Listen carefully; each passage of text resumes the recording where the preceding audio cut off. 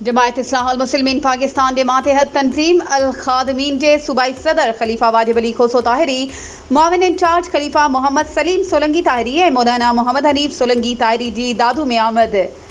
अल मौके ते दादू ज़ोन 1 अल खादमीन जे इंचार्ज अब्दुल अहद लिगारी ताहिरी,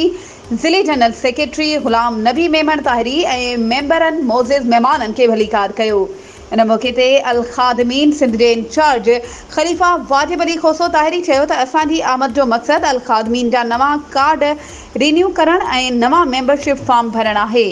हुन वधीक चयो त सरपरस्ते आला हज़रत महबूब सॼण साईं जे प्रोग्रामनि जी सिक्योरिटी ऐं ॿिया इंतिज़ामी मामला तंज़ीम अल खादमीन जी ज़िम्मेवारी में शामिल आहिनि, जेके निहायती ख़ुशि असलूबी सां तंज़ीम अल खादमीन संभाले रही आहे। और मौके ते अल खादमीन मेंबरनि में हाकिम अली रोधनानी, मोहम्मद ज़मान लिगारी, मोरियो ख़ान रोधनानी, ज़ुल्फ़कार अली सियाल ऐं ॿियनि शिरकत कई। वधीक ख़बरुनि ऐं अपडेट्स जे लाइ असांजे चैनल खे सब्सक्राइब कयो ऐं हा, बेल आइकन खे प्रेस करणु न विसारिजो त जीअं असांजी हर नई अचण वारी वीडियो तव्हां ताईं पहुची